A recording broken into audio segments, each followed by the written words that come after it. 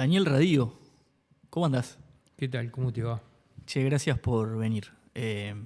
Hace mucho como que quería hablar de estos temas, droga, cárceles. Siento que hay como una interconexión y no sé, siento que sos la persona. Eh, y creo que tu trayectoria explica un poco por qué. ¿En qué andas ahora? Muchas gracias. Actualmente integro el directorio del INISA. Hace más o menos 10 u 11 meses que estoy integrando el directorio, formalmente desde septiembre del año pasado, o sea, hace 11 meses ya. Aunque había empezado un poquito antes, pero nada, ahí fue la designación formal. Y bueno, nada, comprometido con esa tarea. Ahora metido ahí. Mm. Después de 5 años, ¿está bien? En la Junta Nacional de Drogas o más o menos ese tiempo. ¿Cuánto? Más o menos, unos meses menos, pero porque asumí en julio de 2025 en la Secretaría Nacional de Droga hasta julio de 2020 hasta febrero de 2025. Claro, sí, más o menos, pero más o menos un periodo de gobierno. Más o menos, sí. Había estado unos meses antes en la Secretaría Nacional de Y Cuidado. ya venías como acercándote al tema, ¿o no? En realidad el tema siempre Siempre metido estuviste en el tema. Desde que trabajaba de médico que estuve vinculado con ese tema, mucho antes de Claro. ser electo legislador. Previo a tu carrera política venías como trabajando desde lo técnico. ¿Qué podemos decir ahí en adicciones? ¿Cómo le dirías vos? No sé si previo a mi carrera política, porque yo hice política toda la vida, pero sí previo Ok. a ser legislador. Ahora sí. Sí, trabajaba con usuarios problemáticos. De hecho, yo trabajaba en una policlínica en Jardines del Hipódromo, una policlínica de ACE, y allí en los últimos años había habido una experiencia muy interesante con acompañantes terapéuticos que se había diseñado en conjunto con Mides. Y una experiencia tan interesante que una de aquellas acompañantes terapéuticas de aquel proceso, después yo la traje en comisión a trabajar en la Secretaría Nacional de Drogas. Y después, cuando fui legislador, siempre me interesó el tema, integré todo el tiempo la comisión de adicciones y bueno, y participé muy activamente en todo el debate en torno a la regulación del mercado de cannabis, ¿no? Pará. Llegaste hasta acá. ¿Querés viajar? No sabes cómo. Acá está la solución. LG Traslados. LG Traslados es una empresa de servicios de remises, minibuses, camionetas y ómnibus que te ofrece servicio de traslado al aeropuerto, Argentina, Brasil, Chile y muchísimo más. Podés consultar precios y cotizaciones en lgtraslados.com o en su Instagram, LG Traslados, o bien a su WhatsApp 096-876-157. De vuelta, 096-876-157. Gracias, LG. Y ahí, viste que la política tiene eso que en la medida que hay un tema de la agenda en el que vos identificás, caras o personas, también te va llevando, ¿no? Y es algo que evidentemente tu trayectoria profesional en todo sentido fue acompañando. La idea de estar cerca de estos temas y ver de transformar la realidad un poco. Si yo te digo la frase guerra de las drogas, o guerra contra las drogas en realidad, es una frase rarísima porque no hay un adversario, ¿no? No hay una persona. Pero siento que por un lado queda de modé. Siento también que gana mucha voz en el sistema político y en muchos países. Entonces, ¿cómo ves ese término? ¿Qué crees sobre eso? Es raro. Primero porque me parece una frase ambigua, ¿no? ¿Guerra contra qué? Porque las drogas son objetos. Uno no tiene guerra contra los objetos. Y la frase, las drogas te atrapan, las drogas sujeto, te atrapan predica. Bueno, las drogas no son sujetos, las drogas son objetos. El problema es que nosotros hemos hecho de ese objeto, como aquella vieja película, de ese oscuro objeto del deseo, lo hemos hecho oscuro, cuando no tendría por qué ser oscuro. Lo hemos hecho oscuro a fuerza de tratar de... Bueno, yo creo que a partir del siglo XX, que es cuando decidimos que ese objeto, algunos de esos objetos iban a estar prohibidos. De manera sistemática en el siglo XX se implementó la prohibición y entonces entonces es raro porque diseñamos una guerra contra objetos. Supongo que la frase implica en realidad guerra contra el tráfico ilícito. Imagino que va por ahí. Y el tráfico ilícito empieza a ser ilícito desde que prohibimos.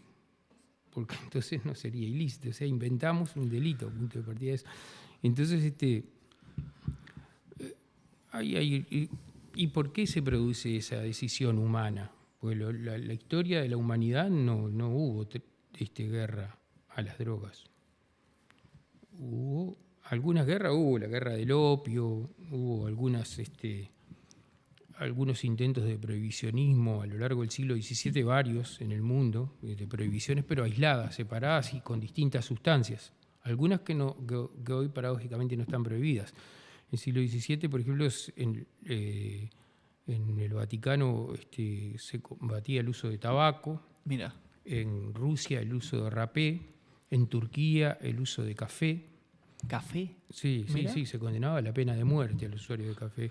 Y en América Latina, Hernandarias había prohibido el cultivo y la tenencia de yerba mate, porque una yerba diabólica que generaba nerviosismo y no dejaba dormir a las personas. No tendríamos país, incluso, sin yerba mate. Bueno, porque la gente prohíbe. Cuando no le gusta algo, cree que prohibiendo además se hace su voluntad. Y claro, en realidad lo que ha pasado desde que se prohibió fue el boom, ¿no? Desde que se prohibió fue el boom. Nunca hubo tantas drogas y nunca hubo tanta variedad y cantidad de drogas y nunca hubo tanto consumo y nunca hubo tanta patología asociada al uso de drogas como el día que decidimos prohibir. Y además agregó un problema adicional que no existía antes, que es la mafia y el crimen organizado vinculado al tráfico. Que eso no pasaba antes. A ver, porque no estoy diciendo una cosa que decía, bueno, pero antes lo que pasa es que usaban drogas en ámbitos reservados. No. Podría citarte decenas de personas reconocidas históricamente que se jactaban, que alardeaban de usar drogas. Voy a solo nombrar uno porque Marco Aurelio, el emperador romano, que era casi un símbolo de la ética, y uno de los emperadores romanos que podemos recordar con más cariño, alardeaba de utilizar sustancias psicoactivas, ¿no? Pero cantidad de personajes que son hoy admirados en el mundo y bueno, Freud se me ocurre. Freud usaba cocaína, por ejemplo. Pero, sin ir más lejos, Juana de Ibarburu, para decir un ejemplo. Por orientalizar. Pero muchas personas a lo largo de la historia. Goethe, Weimar, el fundador de la Alemania moderna. Pues lloverían los ejemplos. Lord Byron. Claro, personalidades. Mary Shelley. Claro. Usaban drogas. ¿Y esto les hacía bien? No, yo creo que no, que les hacía mal. Por eso, en lo posible, desde mi perspectiva, que yo soy médico y me parece, yo desaconsejo el uso de muchas sustancias psicoactivas. Ahora, la prohibición no es lo mismo. Y la prohibición generó esta cosa que hoy tenemos. Cuando dice, ¿usted quiere liberalizar las drogas? No, ya están liberalizadas. Se liberalizaron el día que decidimos prohibir. ¿Por qué? Porque en el mundo, hoy, lo más lejos que te queda una boca de venta en cualquier centro urbano, sea en Montevideo o en Kuala Lumpur, es a 1 o 2 kilómetros. Gracias a la prohibición. En Uruguay, por ejemplo, que hay críticos de la regulación del cannabis, hay hoy en Uruguay en el entorno de 40, un poco más, de farmacias que venden cannabis. En Montevideo, solo en Montevideo, bocas de venta clandestina de las otras drogas que no están reguladas, hay 1000. Solo en Montevideo hay 1000. Y nosotros nos enojamos con 30 o 40 farmacias que venden cannabis. Algo nos está fallando en el diagnóstico, ¿no? No, acá hay muchos temas porque evidentemente, y lo podés llevar, por ejemplo, a la prohibition de Estados Unidos, una época en la que no se consumía alcohol de forma lícita. Ahí va. De ahí surge Al Capone, por ejemplo, que es un sinónimo de cuando hablamos de mafia, por ejemplo. Pero Al Capone hoy se moriría de vergüenza frente a los grandes narcos, ¿no? Es la nada, ¿no? No, es claro, olvídate. es el dueño de un kiosquero más, un laburante al final. Pero a mí lo que me sorprende ahí es que culturalmente en estos tiempos el consumo de alcohol no tiene el peso que evidentemente tenía antes, o no tiene ese estigma, más allá de que existe el alcoholismo, que hay muchísimos problemas asociados al consumo excesivo, que digo, por algo se regula no tomar manejando, ¿no? Sin embargo, también creo que todos, ¿cómo decirte? O sea, somos hijos de nuestro tiempo en parte, y yo, si bien comparto plenamente tu enfoque, y creo y siempre creí que falta la perspectiva de salud y que los países, igual quiero ir más adelante a eso, los países que trabajan esto mejor, toman esto como un problema de salud, no como un problema de criminalidad, tampoco puedo yo desconocer los problemas, por ejemplo, de seguridad que trae, las escaladas de homicidios que existen relacionadas a organizaciones criminales que se disputan esto. Que son los hijos de la prohibición. Sin duda. Mm. Y también hay algo no menor, que es que las sustancias que se consumen ahora, yo no sé si eran las que se consumían antes, ¿no? No, seguro. Hay una evolución. Porque no había pasta base, no había la mitad de las drogas sintéticas que hay hoy, ¿no? Entonces, ¿cómo, no sé si la palabra es readaptar, pero cómo ves esa lógica de cuestionar el prohibicionismo, que de vuelta yo coincido contigo, también coincido con el pragmatismo de ya está liberalizado, porque el que quiere comprar es tan sencillo como proponérselo, no es tan fácil comer un kiosco y comprar un litro de leche, pero tampoco es algo, ¿no?, imposible, está accesible. Decías, todos tenemos a 1 o 2 kilómetros una boca, ¿no? En Montevideo. Es una Nadie que quiere consumir se queda sin consumir. Exacto. Te prometo. Entonces, por muy prohibición y por muy guerra contra las drogas y todo, nadie en ningún lugar del mundo que quiere consumir se queda sin consumir. El que se lo propone consigue, ahí estamos de acuerdo. Mi pregunta es, ¿cómo te parece que podemos como enrabar esa lógica con esta realidad, que es más cruda y que... y cuando digo no sé, no estoy queriendo plantear ninguna contra, estoy simplemente siendo genuino, no sé, porque de vuelta, esta situación, sí, hija de la prohibición, totalmente de acuerdo, nos pone en un escenario muy diferente, ¿no? Con bandas narco, con armamento que no tienen a veces nuestras fuerzas de seguridad, con drogas que te generan efectos que no sé si te generaban las anteriores. Ahí de vuelta, estoy tocando de oído. Está muy bien. ¿Cómo interferís ahí? ¿Qué crees que se puede hacer? La primera cosa es decir que la prohibición es un camino al que se entra fácil y se sale difícil, por eso. Entre otras cosas porque les dimos el negocio a los malos y no lo van a soltar tan fácil. Pero miralo desde otra perspectiva. ¿Qué pasó con drogas que no prohibimos? Por ejemplo, si vos mirás el consumo de drogas en el mundo, no en Uruguay, que regulamos el cannabis, y regularon el cannabis, aumentan las drogas. No en Uruguay. En todo el mundo el consumo de drogas aumenta y aumenta y aumenta. Y en algunos lugares ocultan las cifras y mienten, ¿no? A mí me llama la atención que muchas personas que se autodefinen de derecha te ponen de ejemplo Corea del Norte. Sí, es rarísima, ¿no? Bastante raro. En muchos lugares ocultan las cifras y mienten, pero el consumo de drogas aumenta y aumenta en todo el mundo. Todas las drogas aumentan y aumentan. Cualquiera. Incluido el alcohol. Salvo una. El tabaco. Qué paradoja, no está prohibido. Qué curioso, ¿no? La única droga que vos podés señalar importante en el mundo que no aumenta su consumo no está prohibida. Hay unos cuantos que quisieran prohibirla, porque tenemos fundamentalistas antitabaco también, ¿no? Que les gustaría prohibirla y no proponen la prohibición porque es políticamente incorrecto. Pero les gustaría también. O porque se fuman algún puchito también de canuto. Porque les llega el progresismo hasta el cannabis, nada más. Después el progresismo se les acaba ahí, ¿no? Le pegaste a todos. Espectacular. Cuando hablan del cannabis se les termina cuando hablan del tabaco se les termina el progresismo. Pero entonces la prueba del 9, que si no hubiéramos prohibido podríamos combatir mejor eso, ¿no? Cuando prohibimos generamos un problema adicional, y es todo eso. Bueno, yo creo que hay que salir del camino de la prohibición, que no es lo mismo que legalizar, ¿Por qué digo esto así de forma? Porque simbólicamente a mí no me gusta utilizar la palabra legalizar, porque si no implica que el estado natural de las cosas es la prohibición. Si uno quiere legalizar, ¿no? En realidad lo que hay que hacer es desandar el camino de la prohibición, que es el gesto artificial. Lo natural no es que nada estuviera prohibido. El gesto artificial que parió todos estos problemas que tenemos hoy. Bueno, ¿cómo desandamos el camino de la prohibición? Es un camino mucho más escabroso que si nunca nos hubiéramos metido en él. Pero entonces, yo creo que ahí hay algunas voces muy liberales que dicen, quiten toda la prohibición y liberalicemos todo. No, yo creo que no se puede. La verdad, no creo que se puede eso decir. Tú decís, de 0 a 100, claro, es difícil. Yo creo que no se puede porque nos metimos en un camino y hay que salir de manera regulada. Y yo creo que la alternativa a la prohibición es la regulación. Claro, cuando vos sos muy liberal no te gusta esta alternativa. La palabra regulación y meter al Estado, claro, exactamente. A la filosofía liberal le puede... Yo no creo que el Estado tiene que tutelar los consumos de la gente.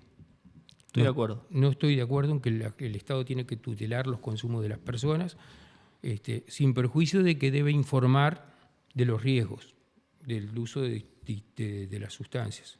Pero no cuando regulás. Siempre hay que informar de los riesgos. Insisto, hoy muchas de las sustancias que circulan y que la gente consume no está regulado y sin embargo hay que informar. En general se reclama, se reguló el cannabis y no se informó de los riesgos. Que regular el cannabis no implicaba que iban a consumir más que antes. De hecho, se consume más que antes, pero no porque se reguló el cannabis. Se consume más que antes porque la curva siguió creciendo de la misma manera como venía creciendo antes. En el momento que se regula el cannabis, cuando vos miras la curva de consumo, la pendiente no se quiebra. Sigue la misma inclinación. Es más, en los últimos años comienza a aplanarse, lo cual también empieza a ser un dato. A tener en cuenta. Sobre todo en estudiantes de la enseñanza media, en las últimas evaluaciones el consumo no aumenta. Sobre todo en estudiantes de la enseñanza media. Que no en jóvenes. En estudiantes de la enseñanza media sí, porque ir a un centro de estudios es un factor de protección. Entonces, para mí el camino pasa por la regulación. Es un camino escabroso. Ahora, y porque van a surgir dificultades. ¿Qué quiero decir con esto?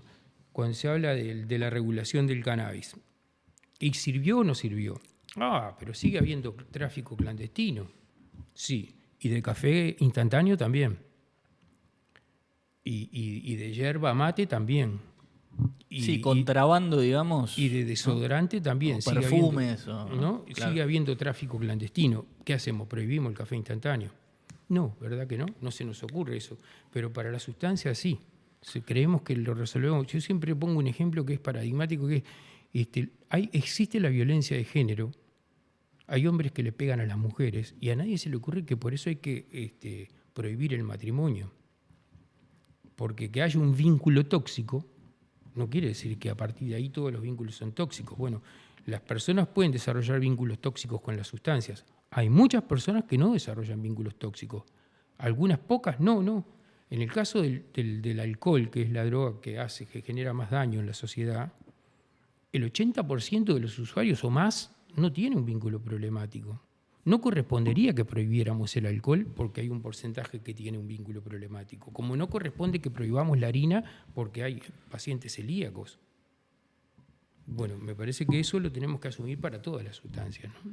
No, mira, hace poco, estoy de acuerdo, de hecho hace poco hicimos una nota acá de ludopatía con un testimonio potente y hablábamos de eso, ¿viste? Con un exfutbolista que tuvo que combate esto. Tremendo. Y nos decía, entiendo que en una penca entre amigos se jueguen 500 pesos un asado, el mundial lo gana tal o cual, no por eso, o no por la condición que estás enfrentando, tiene que haber una prohibición completa. Sí, la idea de entender los riesgos y el Estado ahí como actor, creo que obviamente juega un papel, ¿no? Yo ahí te hago una pregunta como para ordenar, y yo tengo ese ejercicio mental de decir, bueno, el argumento y el contraargumento, es decir, así como vos me decís esta explicación de que el contrabando en definitiva existe, hace poco levantaron camisetas truchas de fútbol justo, y las decomisaron y no por eso te cierran las casas de deporte. Comparto. También te digo, sí, dentro de los argumentos de la liberalización del cannabis o la regulación, más que la liberalización me parece, por cómo se dio, un gran argumento era a punta de tener el narcotráfico o la venta por fuera de la sustancia, cosa que sí, no ha sucedido por lo menos hasta ahora. Y también había una asociación, que no sé si es correcto o no, no tengo los datos y no sé quién, pero te lo planteo para ordenar el tema, a que eso también equivalía a más violencia, ¿no? Porque la gente asocia el narcotráfico a violencia, asociación que lógicamente, como deducción, es correcta desde el punto de vista que lo que ves son homicidios relacionados a droga. No sé si necesariamente a marihuana, no creo, pero existen. Entonces, ¿qué hacemos ahí? Porque vos me decías, que de vuelta comparto, pero para entender, estas 40 farmacias en Uruguay hoy venden y quizá no desescaló, por lo menos hasta ahora, la venta ilegal. Pero también existen 1000 otros ámbitos de la vida, ¿no? Hasta ahí vamos bien. Mi pregunta es, ok, pero esta venta ilegal trae aparejadas otras cuestiones, ¿no? De violencia asociada y de algunas otras cosas, de rotura de tejido social, etc. ¿Cómo lo acomodamos ahí?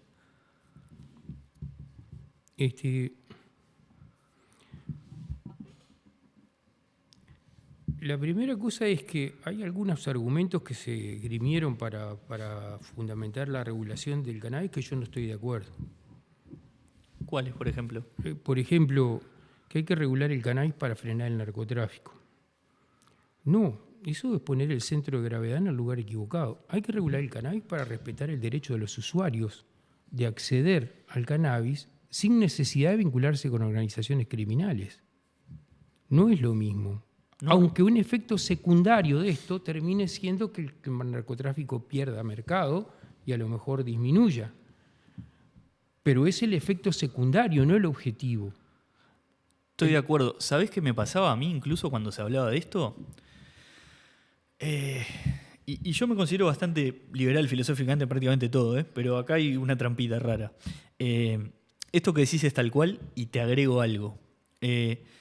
A mí no me gustaba y no me gusta en general y pasó por ejemplo con la despenalización del aborto, que muchas veces el argumento es el Estado no puede controlarlo. Es verdad. También es verdad que el Estado no puede controlar, vos decías hace un rato que es tal cual, el que quiere consumir o conseguir una sustancia lo va a hacer. Es cuestión de tiempo y cuestión de organización, pero alguien que se quiere drogar se droga, es así de fácil, ¿no? Ahora, no está bueno el mensaje liberalicemos las cosas porque el Estado no puede controlarlas. Liberalicémoslo porque filosóficamente está bien que el derecho individual de las personas esté garantizado debidamente, ¿no? Por lo menos para mí. Comparto eso, te pongo el ejemplo de la despenalización del aborto porque eso, o sea, en ese caso, quienes lo comparten, liberalicemos el derecho a, ejercer esto de la forma correcta. Yo tengo un matiz con eso, que yo primero me niego a utilizar lo de liberalicemos porque yo insisto que las drogas están liberalizadas. A punto de partida la prohibición. Ok. La prohibición es igual a canilla libre de drogas en todo el mundo. Ningún usuario del mundo que quiere usar drogas deja de consumir y todos pueden consumir la cantidad que se les antoje. Y cada vez más y más variedad y más cantidad. Eso es consecuencia de la prohibición.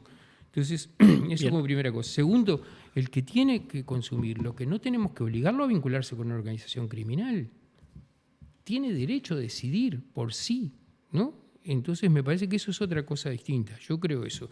Entonces, pero yo te lo planteaba desde ese lugar de decir, poner en el foco que el individuo tiene derecho, a, mientras no jodas a otro, en criollo, a hacer lo que quieras hacer. Y de última asumir los riesgos. Pero en el Uruguay además está establecido en el artículo 10 de la Constitución, ¿no? Las personas entonces me parece que eso... pero yo creo eso, que en realidad ese argumento de que hay que regular porque así le quitamos mercado al narcotráfico, no, le vamos a quitar, porque eso terminó pasando además en los hechos, con el cannabis pasó eso.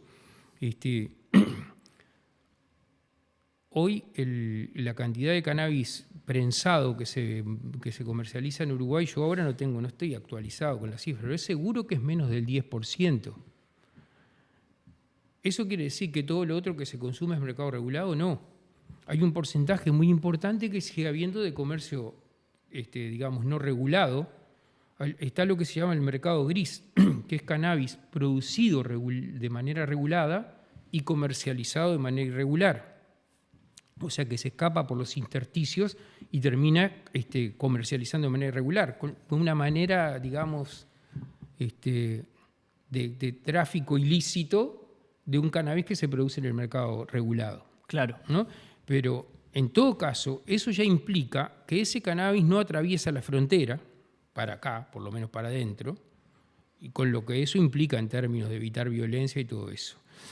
Pero en todo caso, además, si yo tengo voy a decir una cosa que es horrible, pero si hay un autocultivador que yo presumo que vende cannabis, no puedo comparar esa circunstancia con la de un tipo que viene que trae drogas de otro país y te mata a punto de partida de un comercio ilícito de cosas. Otra cosa, yo te decía lo de las farmacias. Sí. Todos los días nosotros tenemos noticias de un muerto, de un detenido, de un evento violento en una boca de venta clandestina. Llevamos más de 10 años de regulación del cannabis y nunca tuvimos una noticia de ese tipo en una farmacia. Eso a mí me parece un avance en términos civilizatorios. Hoy la gente puede ir a acceder al cannabis sin necesidad de exponerse a una situación de violencia. Desde hace más de una década está pasando eso. Antes tenían que ir a una boca clandestina en donde sabían que entraban pero no sabían si salían. Eso a mí me parece en términos civilizatorios, no nos damos cuenta de lo que eso implica.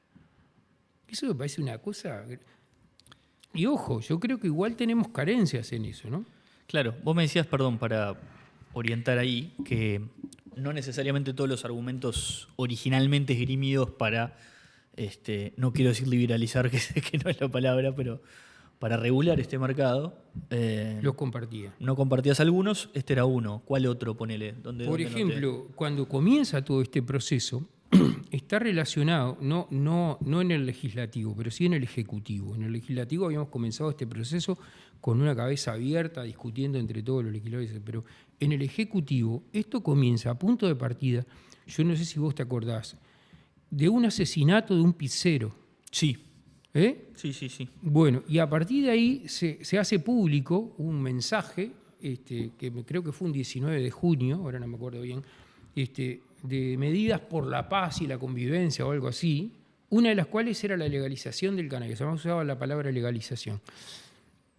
Y yo creo que le hizo mucho mal eso a este proceso, porque yo no puedo asociar un evento violento, un asesinato, al uso de cannabis, porque el cannabis no está asociado a la violencia. Flaco favor le hicieron a quienes tienen una cabeza más o menos liberal con este tema, de asociarlo con un evento violento y delictivo. Porque el cannabis no está asociado a eso, es mentira que el cannabis está asociado a los asesinatos. Durante mucho tiempo lo dijeron, mucha gente lo dijo eso. Cuando se dieron cuenta que era insostenible, entonces el argumento pasó a ser, bueno, pero empiezan con cannabis y siguen con la famosa puerta de entrada, te iba a preguntar por eso. Una fantochada. Eso tampoco es cierto. Primero que es científicamente insostenible. Claro. Pero además, ¿cuándo decidís que empiezan? Claro. ¿Cuándo decís que empiezan? Porque si empiezan con que antes no habían consumido nada en la vida.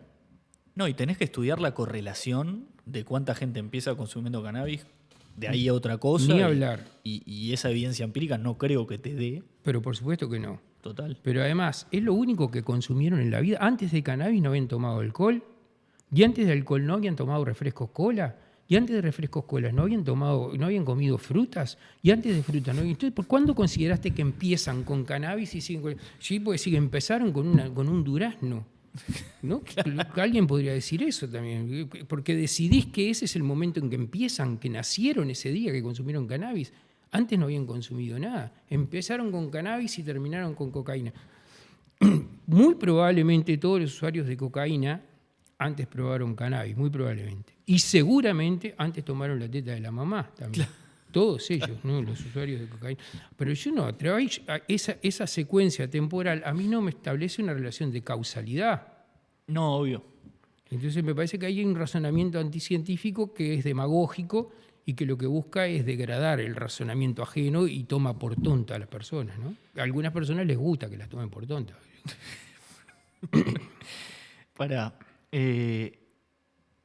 Estamos de acuerdo igual, o te pregunto por lo menos, este desandar de la prohibición, que me parece un debate sano y necesario,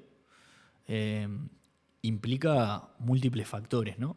Hoy la droga también es entornos sociales complicados, hablábamos de que es violencia, y hablamos de un caso de estudio como es el cannabis, que es un caso de laboratorio. Si ves la historia del Uruguay, son que 14 años van a ser con este, ¿no? 2012, puede ser, por ahí. Por ahí. ¿Con qué seguirías? Que decís, bueno, migremos un experimento. Suponete que sos legislador y tenés un cheque en blanco y lo que propongas sale. ¿Para dónde seguimos?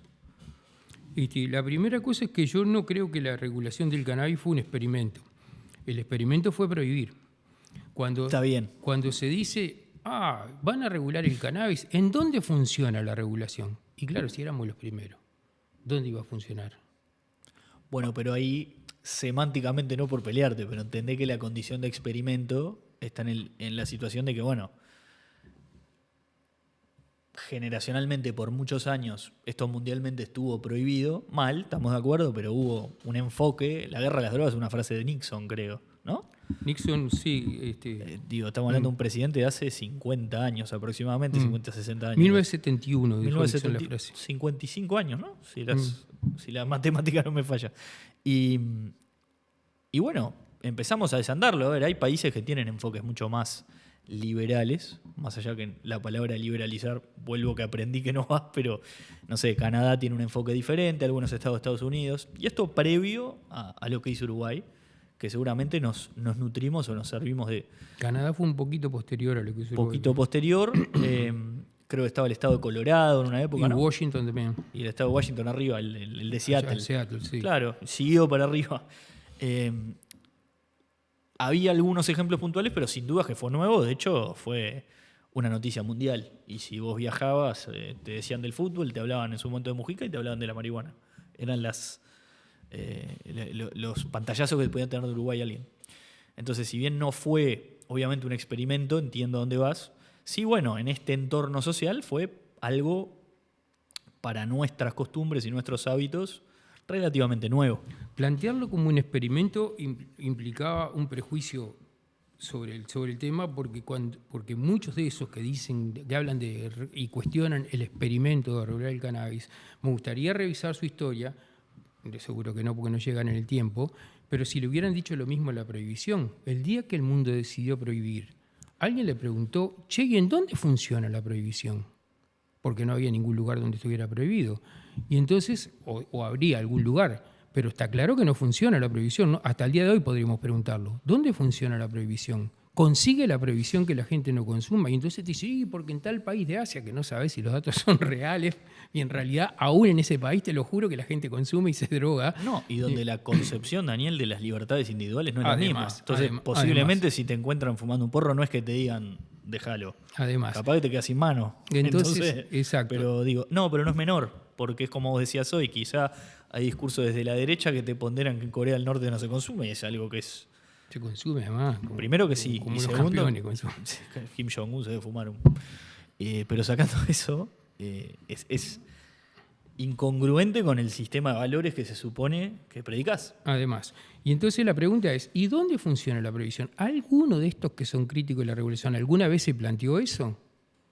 Y entonces salen desesperados a buscar un ejemplo en el mundo donde funcione la prohibición. Y entonces se encuentran alguna cosa que ha traído de los pelos con esas características que vos decís, ¿no? En donde las libertades individuales importan muy poquito. Y lo ves en el debate mundial. En general, si hay alguna esperanza de salir del camino de la prohibición, es en Occidente. Rusia, los países árabes, yo qué sé, ahora no sé cómo estará la situación, pero me imagino que debe estar igual. Venezuela, eran países duramente prohibicionistas, son duramente prohibicionistas. La paradoja es que Rusia es muy prohibicionista, es uno de los países que tiene un consumo problemático de sustancias más alto del mundo, ¿no? Toda Europa del Este, que tiene una lógica muy prohibicionista, ¿no? Salvo excepciones. Checoslovaquia hoy está también en un camino de regulación. Pero Claro. Checoslovaquia no, República Checa, perdón. O Chequia. Ya no Si viste existe, que ya no cambia- existe cambian más de firma Checoslovaquia. sí. rápidamente. Estoy muy viejo, ahí revelé la cédula. Cayó un poco. Pará, pero es interesante eso porque lo que me parece que hay un acuerdo, y eso es lo insólito, ¿no? Es que el prohibicionismo como tal no arrojó resultados. O arrojó resultados al revés, los contrarios. Hay gente que lo reivindica todavía, ¿no? Y también yo he escuchado argumentos decir, pero mirá vos, no prohibimos el alcohol y hoy la droga que hace más estragos es el alcohol, para fundamentar a favor del prohibicionismo. Entonces yo le devolvería la plata y dice, ¿y vos prohibirías el alcohol entonces? Con ese criterio, Claro, no hay correlación ahí. ¿no? Me parece No hay que correlación, hay es un como. problema. Yo no. Lo que sí, la duda, y sí quiero volver a eso, me parecía interesante, era desandar el camino provisionista parece ser lo más difícil. Porque como te digo, si bien en el plano teórico estoy totalmente de acuerdo, en términos más pragmáticos hay una realidad que pone bandas narco copando barrios, escaladas de homicidios, problemas de seguridad pública. Pero que eso pasa por el prohibicionismo. Totalmente. Entonces, Si pero digo, si nosotros ¿cómo lo empezáramos, desandamos? bueno, eso es un camino que primero hay cosas que no se puede hacer nada en un solo país, sí. De hecho, Uruguay arrancó en una cosa. Yo esto, ¿sabes qué lo puedo decir con la cabeza muy libre? Porque cuando se aprobó la ley de regulación del cannabis, yo era legislador y no la voté. Y no la voté porque yo tenía muchas críticas a la norma y las sigo teniendo. Yo soy crítico del modelo, no del modelo, de muchas cosas que tiene la norma y me parece que habría que modificarlo, pero lo que no valoré adecuadamente en su momento es que cualquier regulación es mejor que la prohibición.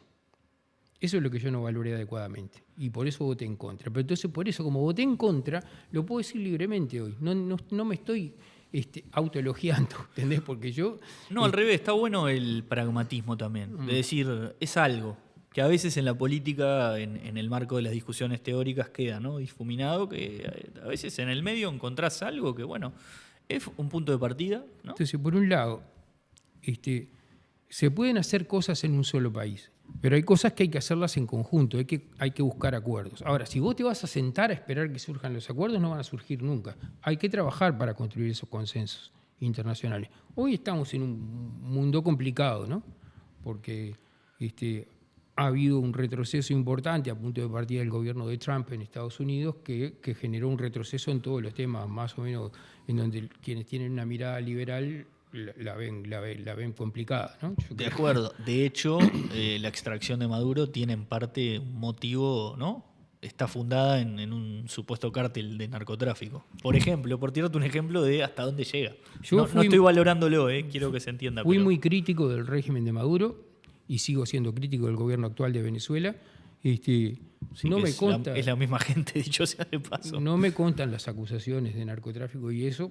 Puede ser que las haya, pero no era por eso que yo era crítico del régimen de Maduro. Yo era porque creo que era un régimen liberticida y sin legitimidad, digamos, democrática, ¿no? Y de por acuerdo.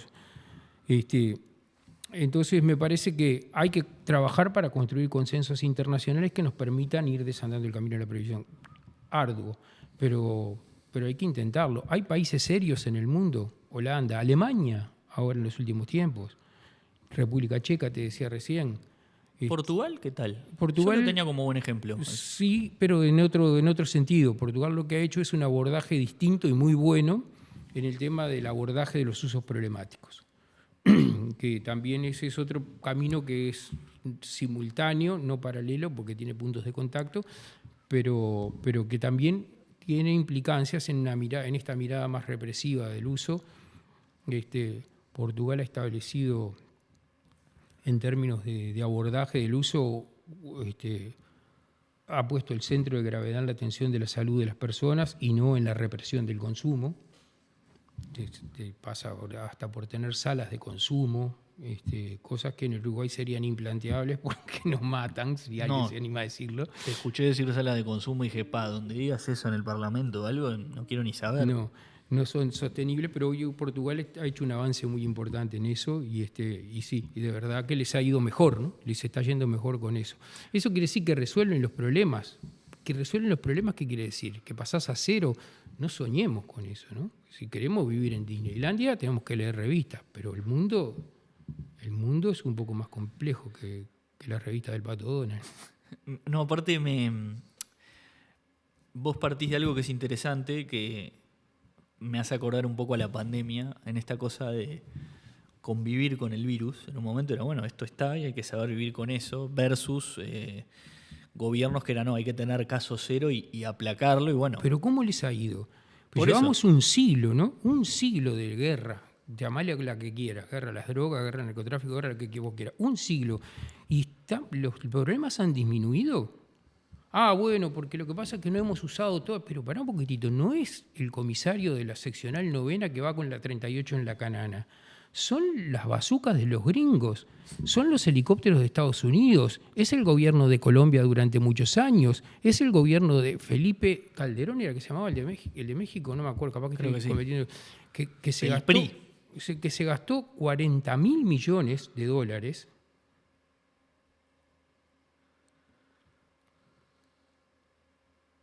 Sí, 40.000 millones de dólares Vuelto. en la guerra, durante 10 años en la guerra, y se construyó un hospital en ese periodo, salió 1.000 millones de dólares, un hospital impresionante.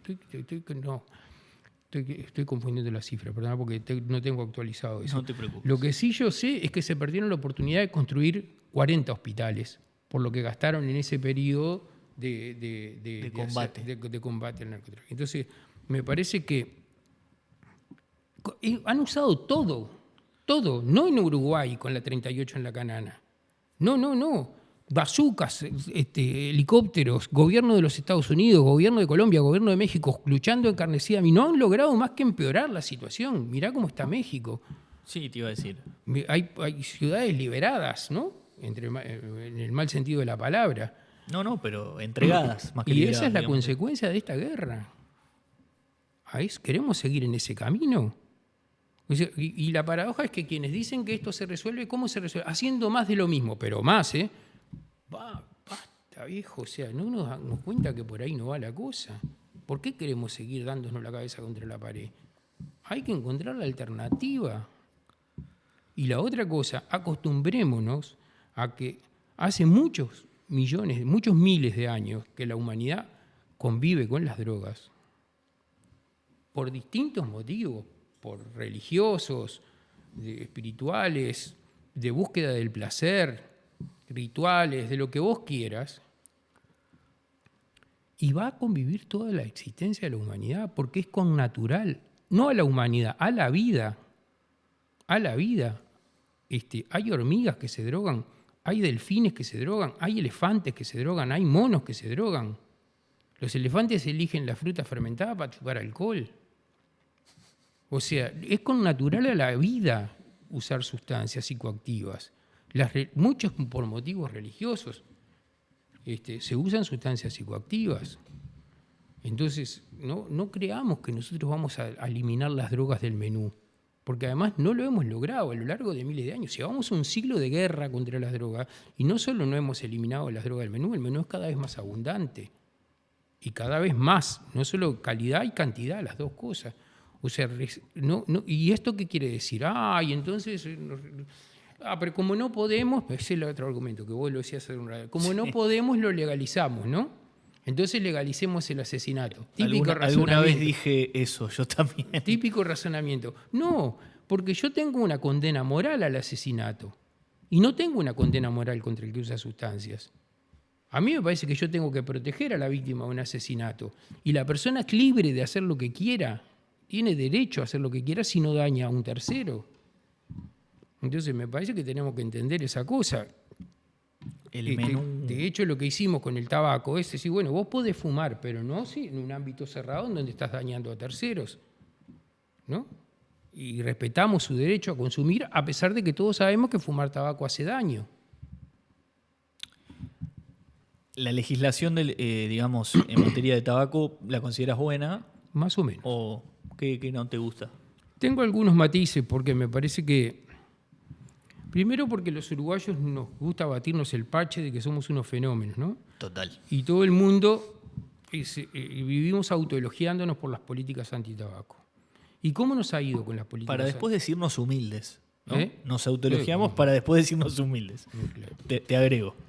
Somos Pará. un país muy inclusivo, pero 2,5 personas por día se suicidan en el Uruguay. No, Dos ese es personas y otro media. tema que es.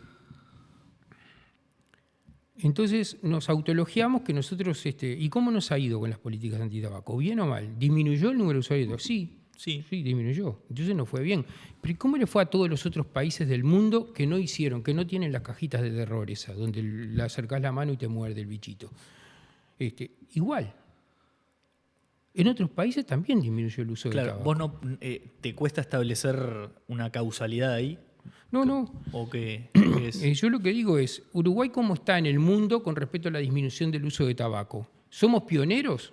No, somos pioneros en hacer todos los deberes de los organismos sanitarios del mundo, pero no somos pioneros en los resultados, no somos primeros en los resultados. Estamos en la mitad de la tabla en los resultados.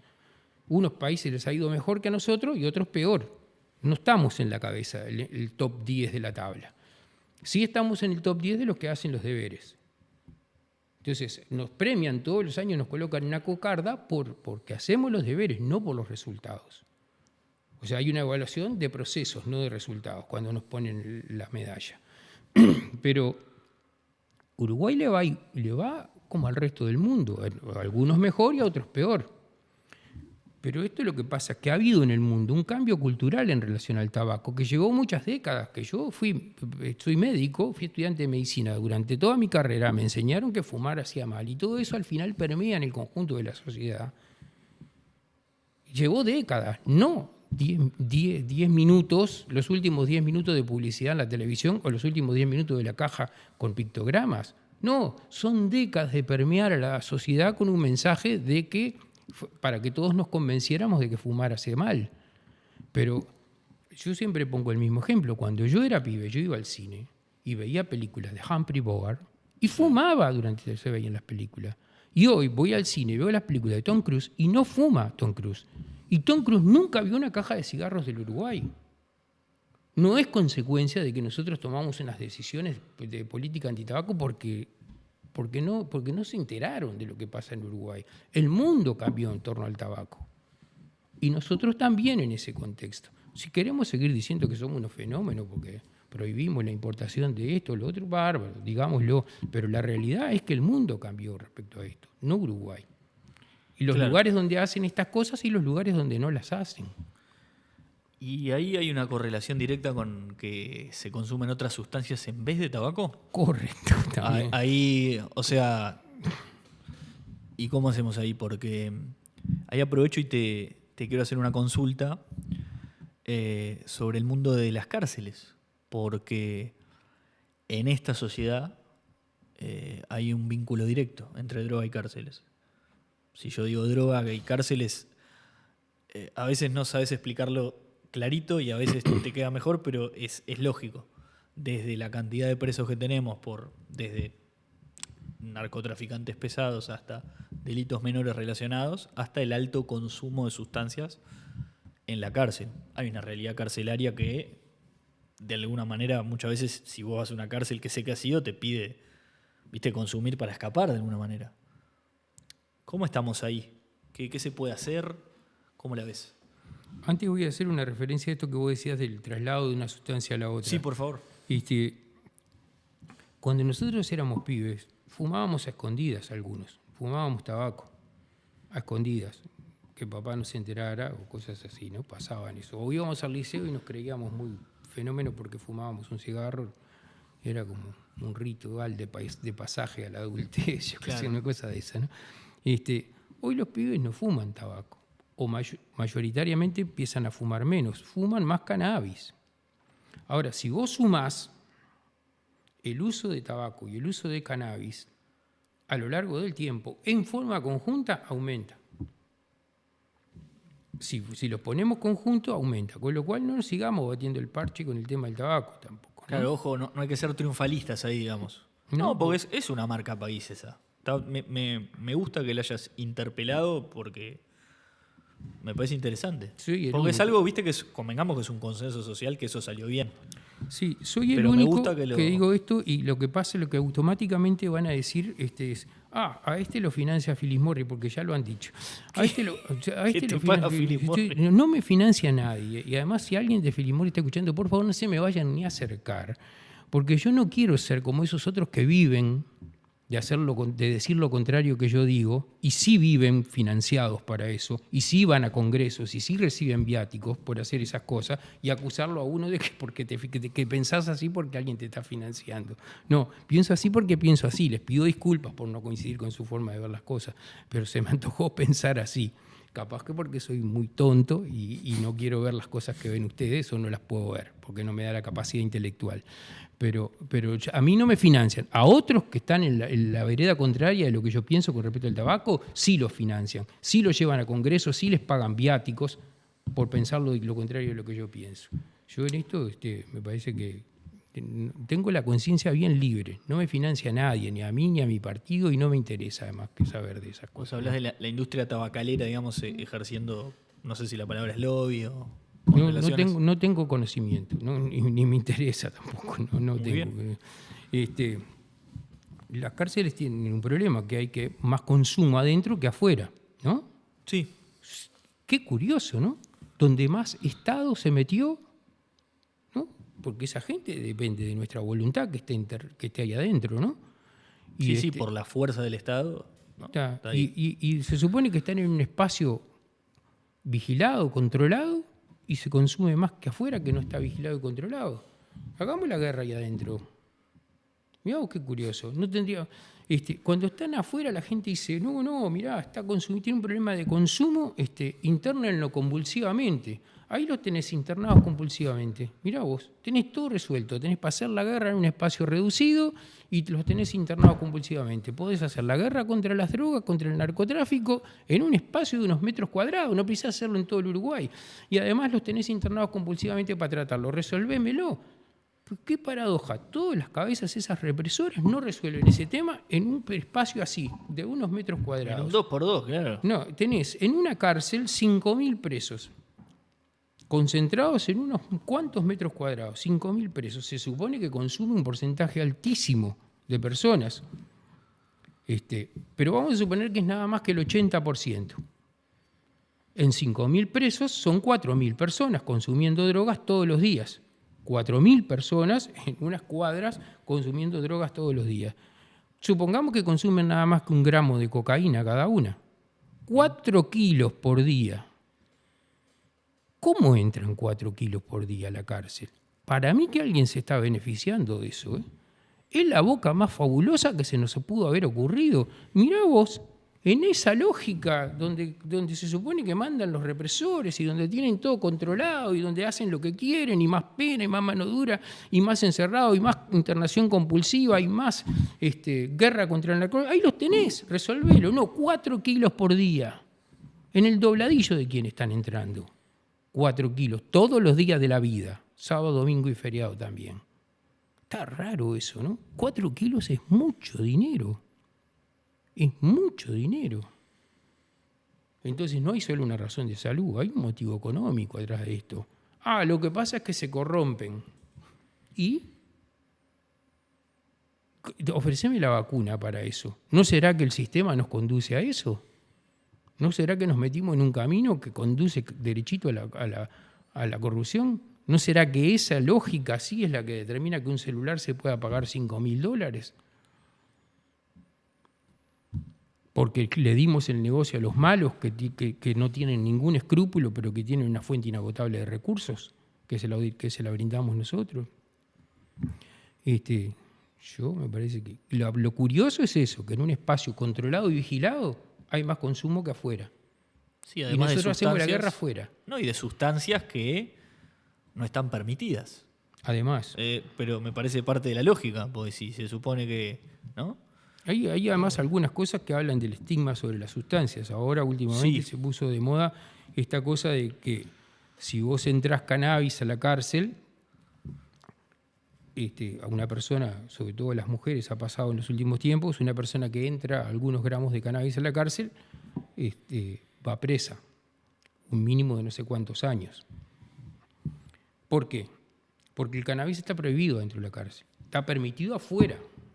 Adentro no está permitido. Dicen que consumen igual. Hay quien me ha comentado que consumen igual. Pero está prohibido. Y afuera está permitido.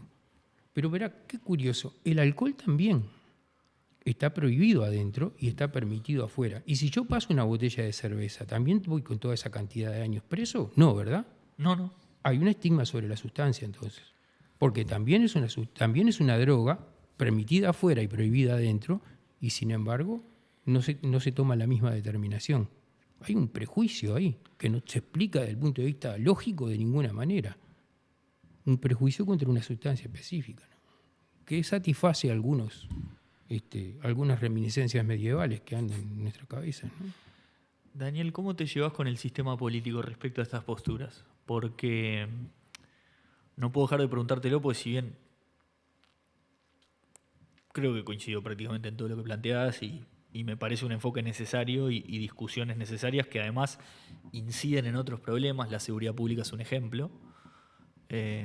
Por lo menos a título personal creo eso. Creo que sí. Si no damos la discusión de nuestra relación Estado-drogas, va a ser muy difícil que no podamos resolver otras cuestiones de fondo que hasta tienen que ver con pobreza estructural. Mirá hasta dónde lo llevo, pero yo creo que tienen que ver. ¿Cómo te llevas vos con el sistema y con estos planteos que haces? Porque acabas de tirar un montón de sentencias que me suena que en algunos ámbitos pueden ser impopulares. Son impopulares, sí, son impopulares, pero justo en el sistema político no sé si tan impopulares. Yo creo que el sistema político uruguayo es un lujo. ¿Sí? La verdad, yo creo que tenemos un sistema político del que podemos estar orgullosos. Yo estoy muy copado con el sistema político uruguayo, me parece que es un lujo, y sobre todo porque se sustenta en 3 partidos que son un orgullo mundial: el Partido Nacional, el Partido Colorado y el Frente Amplio. Yo creo que son 3 partidos de los que el Uruguay puede estar orgulloso. Y yo lo puedo decir con la cabeza muy tranquila porque no los voto. Me parece que son unos partidos dignos de elogio por su funcionamiento, por sus historias, por cómo canalizan la vocación ciudadana de transformaciones o de conservación en algunos casos. Parece que eso está muy bien. Punto 1. Punto 2, yo creo que los políticos uruguayos en términos generales son muy sensatos. Y lo que pasa es que después está todo el ringui-rangui, que para mí forma parte de un acting que tiene que ver con esta cosa de la política puesta en escena. Bien. Que de alguna manera sirve a los efectos de canalizar ansiedades y vocaciones transformadoras en el que la gente a veces no necesariamente... La política tiene que servir para garantizar la paz, para que todas estas ansiedades se encuentren resonadores inteligentes. A ver, eso, la política garantiza la paz. Cuando yo iba a la secundaria, o capaz que antes, no sé, me enseñaban que la democracia directa era en Atenas, en el Ágora, y después que se podía practicar en algunos cantones suizos y no sé sí, qué, claro. pero que era imposible la democracia directa porque en el mundo contemporáneo hacer una asamblea de todo el pueblo no se puede, ¿no? Entonces se inventó la democracia representativa. Esa explicación es perversa. ¿Por qué? Porque en realidad te haces ver a la democracia representativa como una alternativa no deseable, pero la posible. Como algo menos malo. Como algo menos bueno que la democracia directa. Ahí está. Sería preferible que pudiera haber democracia directa, pero inventamos esto porque como democracia directa no se puede, bueno, aunque sea tenemos este parche. Bueno, yo creo que es al revés. La democracia representativa es un invento de la inteligencia humana que supera con creces a la democracia directa. ¿Y por qué digo esto? Porque cada vez que nosotros apelamos a la democracia directa, que hoy en Uruguay existen institutos de democracia directa, cada vez que plebiscitamos una idea, la gente se ve obligada a decir sí o no, opciones de hierro, blanco o negro. Y mirá acá en el estudio, casi nada es blanco perfecto o negro perfecto. Casi todo es de otros colores. Cuando nosotros sometemos a la democracia directa, obligamos a encasillar a las cosas en blanco o negro. Bien. Y la gente y el mundo no es así. El mundo está lleno de grises, verdes, marrones, naranjas, otros violetas, de otros colores. Entonces, la democracia directa La democracia representativa elige resonadores inteligentes de las demandas populares para construir los consensos. Esa palabra que en algún momento se transformó en una mala palabra, que es negociar, es lo más lindo que nos puede pasar, es lo mejor que nos puede pasar, porque en política cuando tenés dos posiciones distintas hay dos posibilidades, o arrasás con el otro o encontrás un punto de acuerdo. Y para encontrar un punto de acuerdo hay que negociar. Esto es, no se hace la voluntad de uno ni del otro, sino un punto en el que se puedan poner de acuerdo, porque lo que necesitamos es convivir. No, y aparte hay una realidad hasta mucho más pragmática, o sea, yo comparto el razonamiento y te agrego. La idea de que la dinámica de la sociedad, más ahora, más que nunca, involucra evolución constante, permanente, dinamismo, dentro de la teoría, realmente que tengas personas, se supone, preparadas, que presentaron un plan, que lo estudian y que están permanentemente en contacto y se les paga para legislar sobre aquello que a la sociedad le importa o que necesita, es parte de un desarrollo humano, de segmentar y decir, bueno, ustedes están para, ¿no?, gestionar las leyes que nos van a afectar a todos sobre los temas que nos interesan a todos, por los cuales ustedes hacen campaña y se los votos se los deja de votar. Y eso, perdona, ahí eso cuestiona lo de preparadas, ¿no? Porque quienes representan al pueblo no necesariamente están preparados. No, lo único es que se otro necesita tema. es el aval popular. No, estamos de acuerdo. Cuando digo preparado, digo, bueno, que expresaron lo que piensan y que Claro. las suficientes personas dijeron que está bien. Cuando Eso digo está preparación, bien. no lo circunscribo por las dudas a tener Correcto. educación de tal o cual cosa. De estar preparado es poder... El pueblo elige a quien quiere, digamos, Exactamente. ¿no? Entonces digo, plantear ideas y que te las respalden. Así de sencillo. Pero nada, en ese sentido estoy de acuerdo y de hecho muchas veces cuando falla la democracia, que falla también, ahí sí me pongo en el lugar de, che, acá lo que falta es respetar estos institutos y no hacer, viste, esta cosa medio populistonadora de que la democracia falló y la casta. Hay que tener cuidado con eso porque... La democracia no garantiza que los resultados sean los mejores. ¿Qué quiero decir con esto? Más vale. La muerte de Cristo es fruto de que Pilatos decidió bajarlo a las bases, ¿no? Y se decidió en asamblea. Y la decisión no fue, desde mi punto de vista, no fue la correcta. Llegó a la barrabasada, salvar a Barrabás. Pero capaz que si Pilatos hubiera tomado la decisión, no hubiera matado a Cristo. Pero en todo caso es una decisión democrática, la muerte de Cristo. Es fruto de la reunión de la asamblea. Pero es importante que aprendamos, quienes tenemos apego al sistema político democrático, que la democracia no solo se legitime por las formas, sino que para garantizar la paz y la convivencia armónica de las personas, también se reivindique por su capacidad de encontrar soluciones a los problemas humanos, porque si no su capacidad de seducir se agota. Y la gente busca alternativas no democráticas, que terminan frustrándose también, pero que nos llevan a periodos horribles de la vida, ¿no? No, estoy de acuerdo y de hecho una de las cosas más graves es que mucha gente en las encuestas, cuando critica la democracia, dice que no me resuelve los problemas, o mucha gente que la pondera y bueno, porque me resuelve los problemas cuando le funciona algo. Y si bien, obviamente, a alguien que está en un estado de necesidad no le vas a pedir que se ponga a filosofar a un nivel de extenso, sí es importante, como vos decías hoy al principio, ¿viste? La idea de decir, por ejemplo, abro la discusión de las drogas porque creo que las personas tienen derecho a hacerlo, no por prohibir o dejar de prohibir. Y acá lo mismo, es decir, el formato democrático es positivo porque es positivo por la forma de dilucidar los conflictos y de compartir. Después tiene que funcionar porque si no funciona, la verdad que por ahora lo que viene es peor. Te quiero preguntar... Y por el respeto, sí, dale, no, por favor.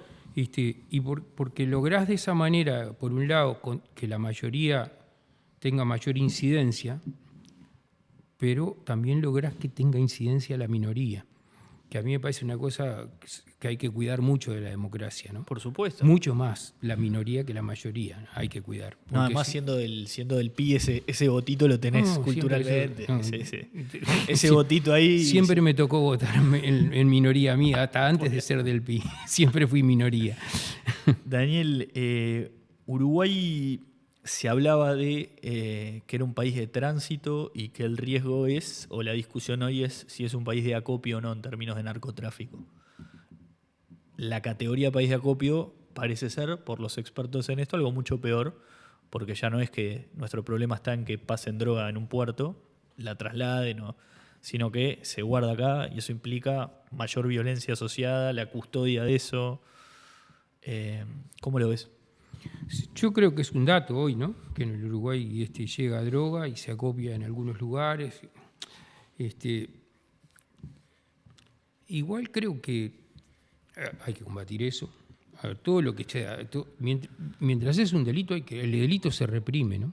El delito se reprime. En paralelo discutimos estas otras cosas, de cómo tiene que ser la legislación respecto a las drogas en el mundo y en el Uruguay también, pero mientras es un delito, los delitos se reprimen.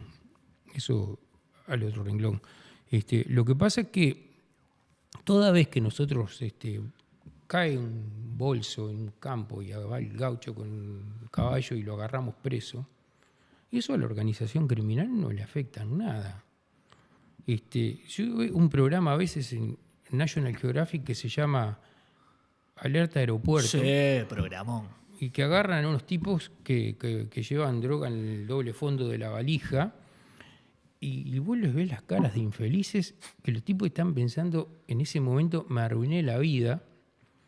Y eso para la organización criminal, esos kilos de cocaína que perdieron en esa valija y ese peón que llevaba esa valija, están en las cuentas de ellos como el riesgo que pueden perder. No les afectan nada. Eso que nosotros creemos no es un golpe al narcotráfico. Como no es un golpe al narcotráfico. ¿Y estos cargamentos grandes que han agarrado últimamente? Algunos pueden ser que sean. Ok. Algunos pueden ser que sean. No, viste la diferencia, perdón, sí. entre un bolso de una persona, que estoy de acuerdo que es una contingencia, un peaje. Ahora, lo grosso es afectar los ingresos de los tipos. Lo grosso es evitar que la venguita, eso tenemos que evitar, ¿no? Porque ahí está, ahí es donde les duele. Lo grosso es agarrar a las máquinas lavadinero.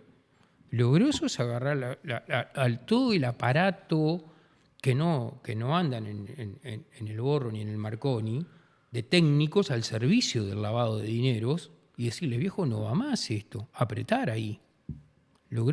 Claro, nosotros vamos a preferir agarrar al pibe que nunca tuvo una alternativa, que no tuvo oportunidades en la vida y terminó en ese camino. Eso fue una papa agarrarlo. Ahora, la organización criminal, nosotros acá, yo qué sé, agarraron a Escobar un día y lo llevaron preso y no disminuyó el narcotráfico. Y nosotros agarramos acá 2 o 3 narcos y no disminuye el narcotráfico. El narcotráfico se combate en el combate a la guita grande. Ahí es donde les duele. Si no, seguimos agarrando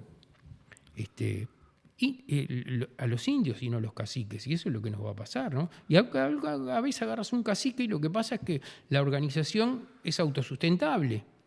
No, o a veces son escaladas más violentas por esa pelea de quién asume el liderazgo, ¿no? Además, esa es complicada y a veces pasa. Peor. Entonces, me parece que lo que tenemos que atender es el tema de la plata. De la plata.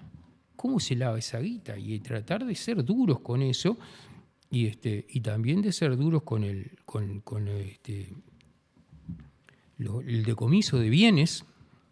El decomiso de bienes. Acá creo que había habido una ley otra vez que yo no me acuerdo si hubo un proyecto que no sé si se aprobó, que partía de la base de que si vos estabas vinculado a una organización de estas criminales, no te retiraban la guita que estaba vinculado a esa organización, te retiraban toda la otra.